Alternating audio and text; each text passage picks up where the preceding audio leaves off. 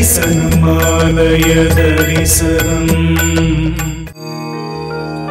ஆலய தரிசனம். அருள்மிகு காமாட்சியம்மன் உடனுரை அருள்மிகு வெள்ளீஸ்வரர் திருக்கோவில் திருமயிலை. சென்னையில் உள்ள மயிலாப்பூரில் இந்த திருக்கோவில் அமைந்துள்ளது. இங்கு மூலவராக சிவபெருமான் வெள்ளீஸ்வரர் கோலத்தில் எழுந்தருளி அருள்பாலிக்கிறார். மயிலாப்பூரில் உள்ள 7 சிவன் கோயில்களில் சுமார் 2 ஏக்கர் பரப்பளவில் அமைந்துள்ள இந்த கோவில் கபாலீஸ்வரர் கோயிலுக்கு அருகில் தெற்கு மாடத் தெருவில் அமைந்துள்ளது. இந்த திருக்கோவில் திருமயிலை செங்குந்தர் மகாசபையினருக்கு உட்பட்டது. இந்த திருக்கோயில் மயிலாப்பூரில் உள்ள சப்தஸ்தான சிவன் கோவில்களில் ஒன்றாகும். அதாவது மயிலாப்பூரில் 7 புனித சிவன் கோயில்கள் உள்ளன. அவை முறையே காரணீஸ்வரர் கோவில், தீர்த்தபாலீஸ்வரர் கோவில், வெள்ளீஸ்வரர் கோவில், விருபாக்ஷீஸ்வரர் கோவில், வாலீஸ்வரர் கோவில், மல்லீஸ்வரர் கோவில், கபாலீஸ்வரர் கோவில்.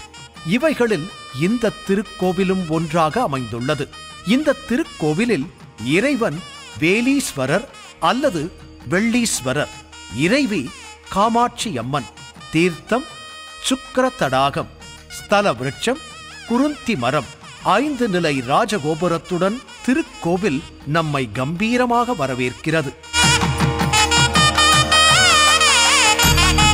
இந்த திருக்கோவிலில் சரபேஸ்வரருக்கு தனி சன்னதி உள்ளது.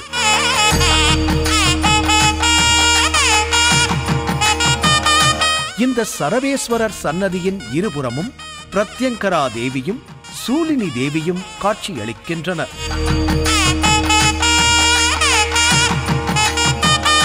ஞாயிறு மற்றும் அமாவாசை தினங்களில் ராகு காலத்தின் போது சரபேஸ்வரருக்கு கலச அபிஷேகம் செய்து வழிபாடு நடத்தப்படுகிறது.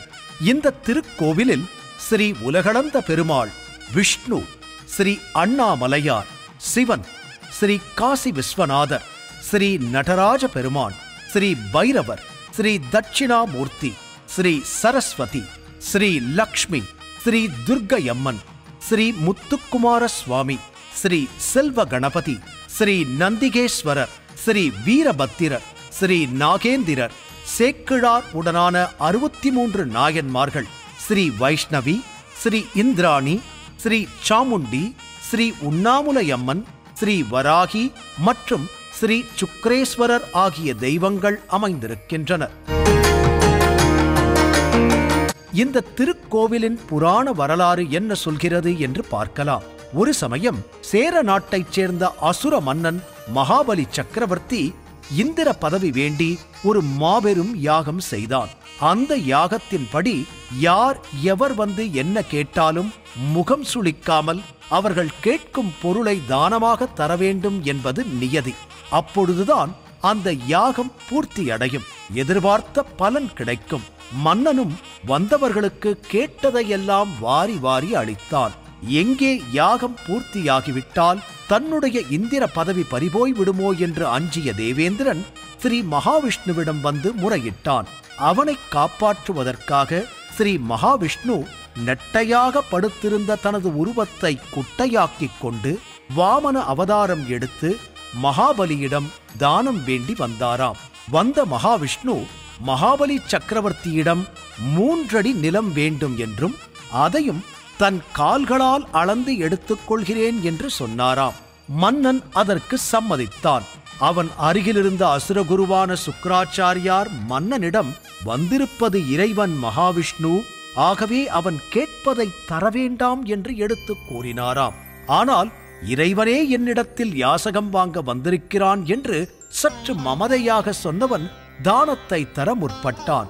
இனி இவனிடம் பேசி பயனில்லை என்று சுக்கிராச்சாரியார் ஒரு வண்டு உருவம் எடுத்து தானம் தந்து நீர் வார்க்கும் கமண்டலத்தில் நுழைந்து நீர் வராமல் தடுத்தாராம். இதை அறிந்த வாமன அவதாரத்தில் இருந்த ஸ்ரீ மகாவிஷ்ணு தன்னிடத்திலிருந்த தர்பை குச்சியை எடுத்து கமண்டலத்தின் முனையை குத்த அதனால் சுக்கிராச்சாரியாரின் ஒரு கண் குருடாகியது.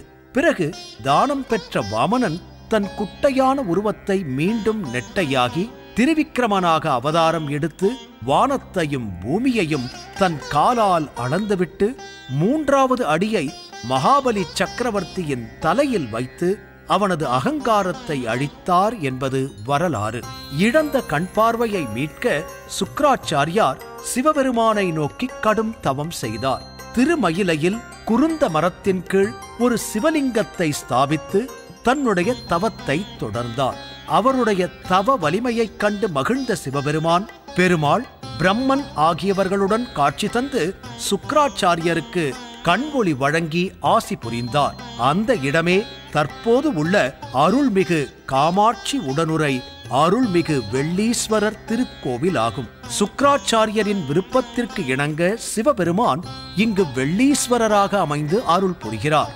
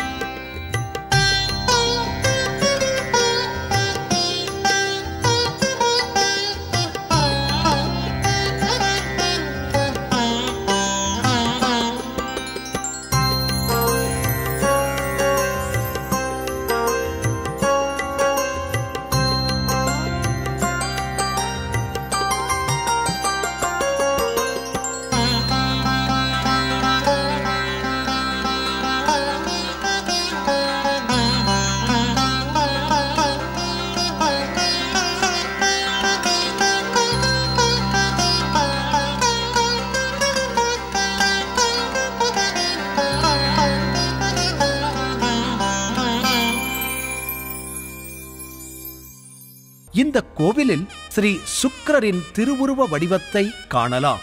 இந்த திருக்கோவிலில் வழிபடுவதன் மூலம் இறைவனை உணரும் ஆன்மீக தரிசனத்தால் கண்கள் வலுவடையும் என்பது ஐதீகம்.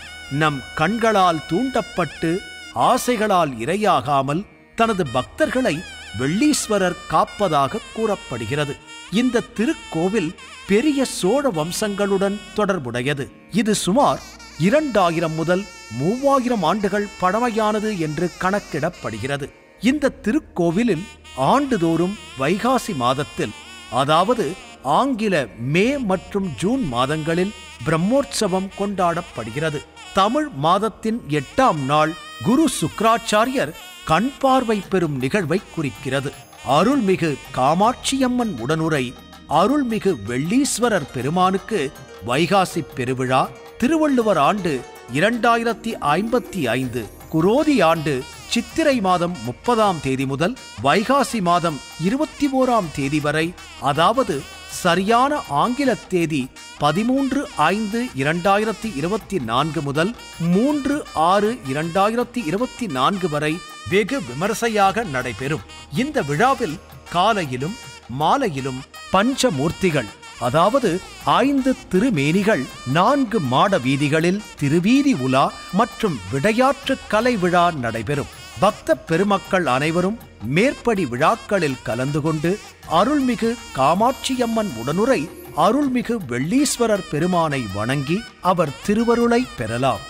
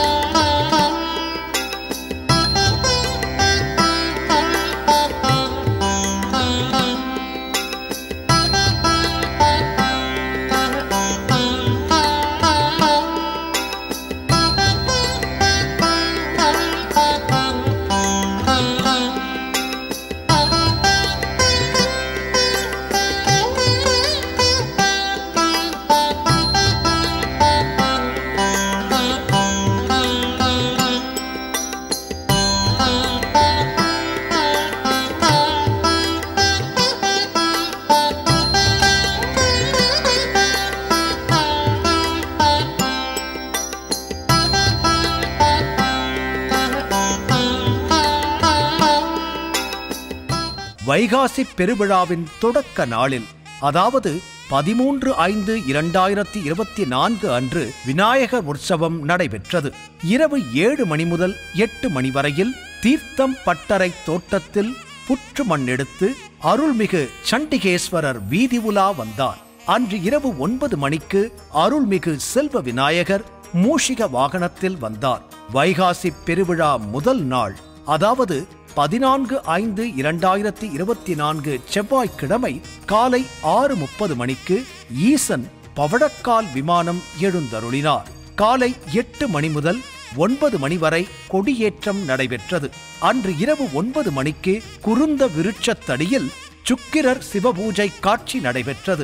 2ஆம் நாளான 15/5/2024 புதன்கிழமை அன்று காலை 9:15 மணிக்கு சூரிய வட்ட வாகனத்திலும் இரவு 8:30 மணிக்கு சந்திர வட்டம், கிளி மற்றும் அன்ன வாகனத்திலும் பெருமான் எழுந்தருளினார்.